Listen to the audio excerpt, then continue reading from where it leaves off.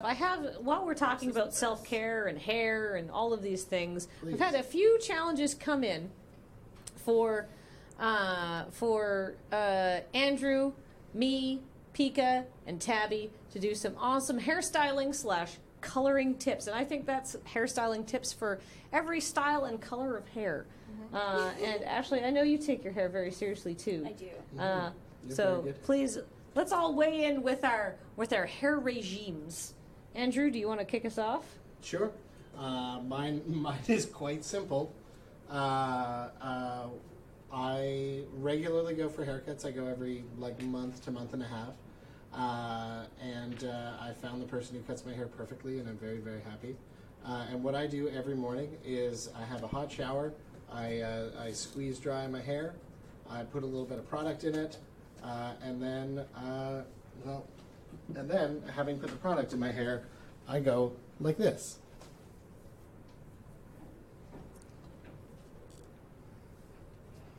And then I'm done. So, Andrew, you have naturally curly hair, right? I do. When I was younger, I used to try and fight it and comb my hair straight and everything, and I get that weird wave in it.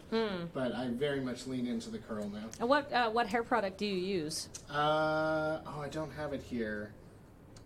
Let me think for a second. Because some people, giving the specific brand can be really helpful. Well, I used to use Bumble and Bumble, but I found another one that was helpful. It's like Kevin somebody. Is it Kevin Murphy's Easy Rider?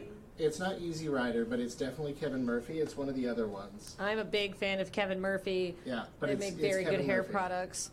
Ashley, how do you style your hair? Well, I do wash it every morning. As it's recently colored, I use an apple cider vinegar rinse instead of I found it online, and so it smells terrible. I will say that. I hate it, but it's very, very, very light lather, and there's no conditioner, no shampoo, that's just all it is. Wow. I leave it in while I wash and then rinse it out, and then I'm done. And I tend to let it just air dry a little bit because my hair I actually have a lot of hair, so it takes forever to blow dry it. But I do blow dry it, and I straighten it, and I do put a protective, heat protector product on it, because I do straighten it at a very high heat, because it's actually better for your hair to do it that way, because you're only running over it once instead of several times. So yeah, that's what I do. I looked it up. It's Kevin Murphy's Freehold is the one I use. Tabby. My turn. I go to a salon called Taffy in Seattle for the color, so I don't have to do that myself because I don't trust myself. And I do use Kevin Murphy products, so I use Rough Rider. I also use their hair dust, because it gives your hair texture. Yeah. Oh, what's it? Powder puff. Yeah, it's powder puff. I do use that. When it is in mohawk form, I do use a little spritz of the Puff Me brand. Puff Me is their powder, but I can't remember the name of the overall brand, but they have a hairspray bottle that you can change, you can turn the sprayer nozzle to be light hold or mega hold, which is cool because it's all in one hairspray, so you don't have to have That's awesome. 10 hairsprays. I do tease it a little bit to get it to stand up for the guys out there that have asked me why their mohawk doesn't stay up. Teasing it and using a boar's hair brush to kind of smooth it out on the sides helps. I don't wash my hair every day because that helps keep the color in, and for some people's hair it's better to not wash every day. So yeah, I use a shower cap for that. Shower caps. Shower caps are a very good tip. You might not look sexy in them, but it keeps your hair sexy. I mean, so. I have one that's zebra print with pink that's trim, really sexy. That's so sexy. I feel special. Mine is just Whatever I stole from the teal. most recent hotel. Yeah. I haven't bought a shower cap in my years. shower cap, and luckily my hotel had it. Otherwise, I would have just used a plastic bag. If you plastic bag works great. Yeah. Just put a clip in the back if you have one. Or be like me and get real excited when you go to a hotel that gives you a shower cap and then steal 6 of them while you're there. Liz, you have beautiful colored hair. How do you keep it the color you paid for it to be? I brush it, and then sometimes I wash it. I I'm so lazy with my hair, and I go back and forth. I probably have the nicest hair ever at Desert Bus because I feel like I need to not. I'm gonna have a lot of pictures of myself later, and I'm very vain when I look at these pictures and feel bad if I have nasty hair. So I'm sure all of my colleagues are watching this wondering why my hair looks so amazing 7 days in a row. But yeah, no, I wash it. I recently got it colored, and so I have fancy shampoo that I don't even know how fancy it is. It comes out dark purple, which is cool. Dark purple shampoo? Yeah. Fancy. It's good for blonde hair too. Yeah. It's kind of, I think it's trying to protect the blonde parts that have been dyed. And then I blow dry it, and then we'll straighten it. And then I'll be like, I'm awesome bangs. I promise I'll come back and get them trimmed, and then I don't, and then I hate them, and then it's this ongoing saga between me and my hair. Yeah, my hairstylist has talked me out of bangs 100 times because I like the look of them for like 2 days, and then I'm like, they're always in my eyes. Yeah, and then Yeah, it's just like, and then I'm just mad. I wanted to add for colored hair, cold water is best to use to wash it, even though it's torture. But not luckily, fun. I have a removable shower cap. It's important. So I can do it that way. It's important for me to stagger which days I am shaving my legs and which days I'm washing my hair. Get some cold water. There's a lot of planning. Yeah. I will say that since I moved to California, I had a venting system installed. Ooh, Yeah. oh, nice. Yeah, it's good. Pika, how do you keep your pink hair looking so cute? I do everything myself because I don't like leaving the house and I don't like paying for things. So My girl! so I have like a mirror, but it's not like a movable mirror. It's just the medicine cabinet. But I have to sit on the thing. So the cutting was first, and I went cut your own hair too? Wow. Oh. So I went like this. And I put it this way and I angled it down a little bit and then I cut everything that was past my fingers. And then I just kept doing that. And then it got shorter and shorter and shorter. And then it kind of looked okay. So I stopped. And I tie these fronts so I make sure I keep them as long as possible. But then I cut this one and it wasn't even, so I cut the other one. My bangs are the easiest. I don't know why, but I can do my bangs. That's totally fine. And I used to do a lot of cosplay wigs too, so I guess that helps. Yeah. But it's the fact that I can't see my hair, and my husband won't do it because the last time he did it, he cut it like here, and he won't do it anymore. Asking somebody who doesn't do it as a job to cut your hair is that's a lot of trust. If I think I've met your husband in passing once, but I know you, and I feel like he was probably super mortified and upset, and you're like, it's okay. No, he kept saying, I can't do this, I'm terrible at this, and I go, oh, it's fine. And then he did it, and he was like, see? I was right. The dyeing I've been doing for so long, I started in high school. So you can see pictures of me with brown, red, black, blonde, and then like frizzed out dead hair.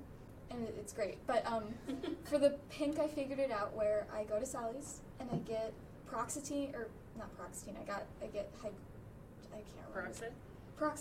hydrogen peroxide. I get like a big bottle of that, and I get a big bucket of bleach, and then I willy-nilly put them together, 2 parts to 1 part. But it's 20 proof. It's 20 proof peroxide, so it's really like chill, because my hair's just brown. So I put it on there, and they say not to rub it into your scalp, but I do. But it's only 20, so it's fine. But I feel really good afterwards, because like I feel really clean. I bet you feel exfoliated, if nothing else. And then I wash that out. I keep that on for like 30 minutes, and I wash that out. And then there's a toner where you put, it's like parts with peroxide as well. So then I put that in my hair, and that's a lot easier because you don't have to get roots or anything. It's really liquidy. So you just put that on, and I have this huge bag of hair covers that I got for like $6, and it has like 200 in there. So I put those over my head, and my head heats it. And then I wash that out, and I wait until the next day because it's usually like 8 hours after that.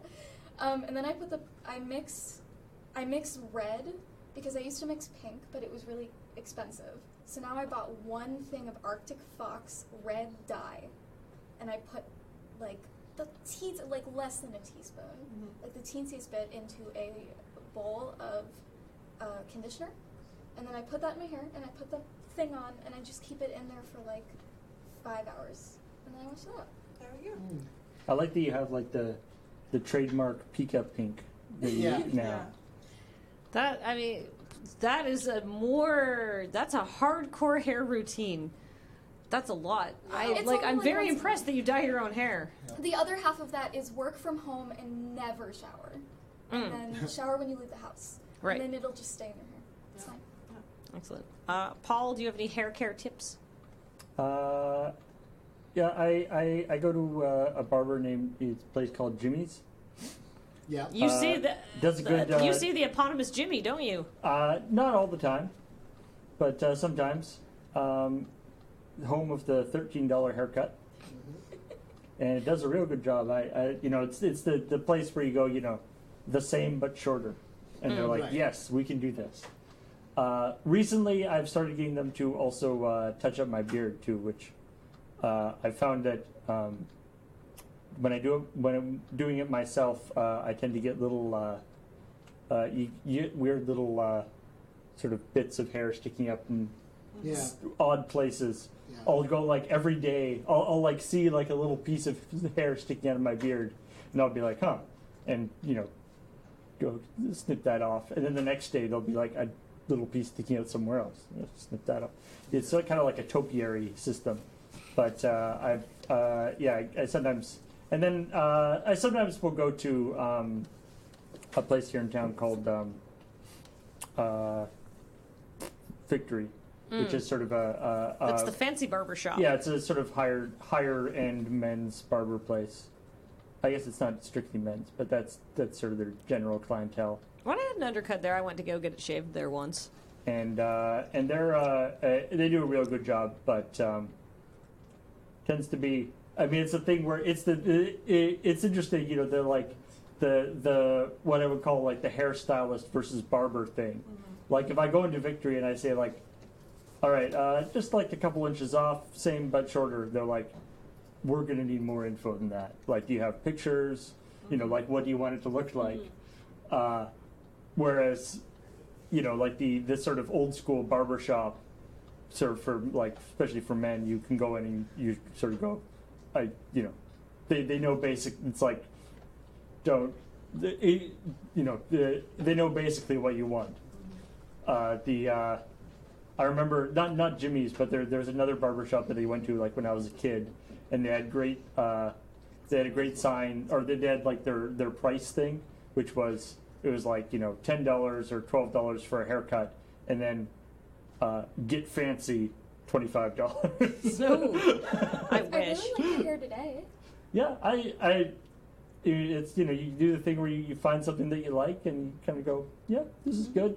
I've seen a mirror talking about your cutting yourself. There's some kind of crazy fold mirror that they sell that you hang on the back of a door or something, or then you can see the back of your head. Yeah. So I had it at one point where I would open the bathroom door and I nailed a nail into the like short section of the door and I hung a mirror there. there you go. I do want to say, because people seemed worried, I already got a chemical burn when I was a teenager, so I know like when it feels like that, and even if I know it's not going to look nice, I wash it out.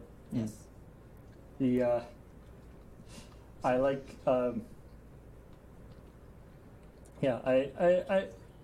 I like the sort of relaxed style of the barber thing, although they usually they have when they're like, hey, what do you do?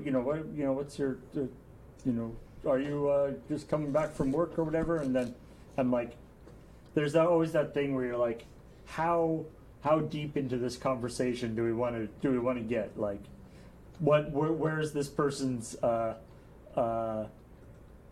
point of reference, right? If I'm like, I make videos on YouTube, or like, are we going to talk about video game streaming or what? Like, I explain. Like, do we have to? Am I going to have to explain the entirety of like how Twitch works? As surprisingly as it might seem, as sort of an introverted person, I loathe the expectation that not only do you have a hairdresser, you have a confidant that you must have a conversation with for an hour while you're getting your hair done. I'm totally fine with having my hair cut in silence. That's all I want. My hairdresser is a very understanding person.